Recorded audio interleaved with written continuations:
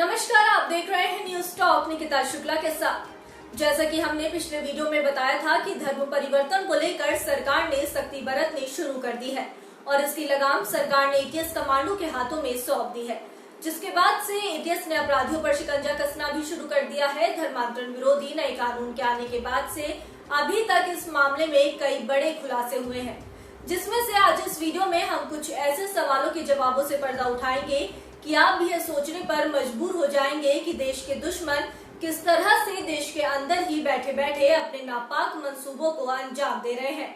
क्या है मौत के खेल को अंजाम देने का तरीका?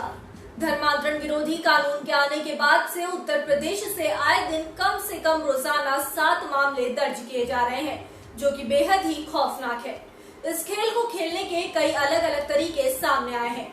देश में यह धर्म परिवर्तन का गंदा खेल कभी प्यार के नाम पर खेला जा रहा है, तो कभी धर्म को लेकर गुमराह करने के आधार पर, कभी जबरदस्ती से, तो कभी लालच देकर इस पूरे खेल को अंजाम दिया जा रहा है, जिसमें से सबसे आसान और ज्यादा इस्तेमाल किए जाने वाला तरीका प्यार के जाल में फंसाकर धर्म परिवर्तन करवाया जा रहा है।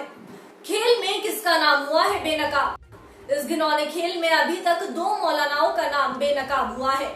यह मौलाना मोटिवेशनल थॉट के जरिए हिंदुओं का धर्म परिवर्तन कराते थे कि इंसानियत की सबसे बड़ी खिदमत होगी कि लोगों को जहन्नम की आग से बचा के जन्नत का रास्ता दिखा देना जी, और गलत रास्ते से निकाल के सही रास्ते पे ले आना, सिराते मुस्तकीम पर। इससे बड़ी और कोई खिदमत नहीं हो सकती। एटीएस ने दोनों नामजद मौलानाओं को लखनऊ से गिरफ्तार किया है।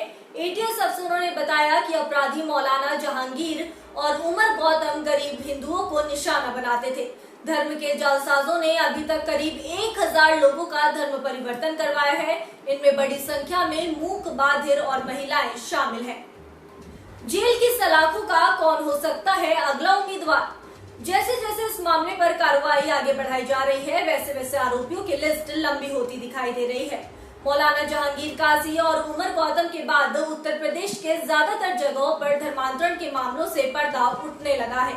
जब से अवैध धर्मांतरण पर कानून बना है, तब से उत्तर प्रदेश से अब तक 7 महीने के भीतर लगभग 50 केस दर्ज किए जा चुके हैं, जिसमें अब तक पुलिस ने 78 आरोपियों को गिरफ्तार किया है। यही नहीं, 25 आरोपी फरार है, जिन्हें एटीएस दूसरे राज्यों में ढूंढ रही है। खबरों के मुताबिक जबरन धर्म परिवर्तन से जुड़े आधे से ज्यादा मामले सिर्फ पश्चिमी यूपी में दर्ज कराए जाते हैं, जिसमें बागपत, बरेली, मुजफ्फरनगर, गाजियाबाद, नोएडा, आगरा, मथुरा, मेरठ, अलीगढ़, फर्रुखाबाद, मैनपुरी, इटावा, फिरोजाबाद जैसे अन्य कई जिलों के नाम शामिल हैं। किस किस से जुड़े हैं इस अपराध के तार? देश भर में अवैध तरीके से धर्मांतरण खेल का नेटवर्क दूर दराज तक फैला हुआ है। उत्तर प्रदेश से शुरू हुए इस एक्शन के दौरान कई ऐसी जानकारी सामने आई है जो काफी हैरान कर देने वाली है। 2 मौलानाओं और 78 लोगों की गिरफ्तारी के बाद ईडी ने दिल्ली, उत्तर प्रदेश समेत 6 जगहों पर छापेमारी की और इस घिनौने खेल का कच्चा चिट्ठा खोल कर रख दिया।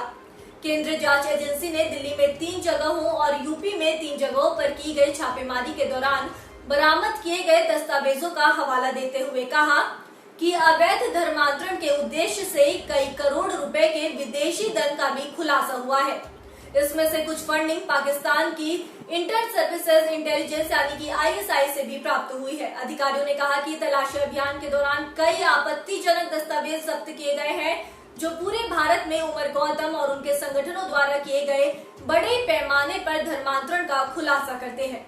यही नहीं, उत्तर प्रदेश एटीएस को आरोपी उमर गौतम और जाकिर नाइक के सहयोगी बिलाल फिलिप के बीच संबंध के बारे में भी पता चला है, जिसके बाद यह अनुमान लगाया जा रहा है कि इस घिनौने खेल का तार विदेश में बैठा भगौड़े जाकिर नाइक से जुड़ा हुआ है। पूरे खेल का खुलासा एटीएस के साथ साथ खुद सूफी इस्लामिक बोर्ड के राष्ट्रीय प्रवक्ता ने पर्दा उठाते हुए कबूल किया है कि किस तरह धर्म के नाम पर चंदा इकट्ठा करके लोगों को बरगलाया जाता है। लिहाजा इस पूरी कार्रवाई के दौरान एक बात तो आईने की तरह साफ हो गई है कि पाकिस्तान के हैवान अपने देश से ही बैठे बैठे हमारे देश में अपने मुलाजिमों के जरिए अपने निहायती घिनौने खेल को अंजाम दे रहे हैं। धन्यवाद।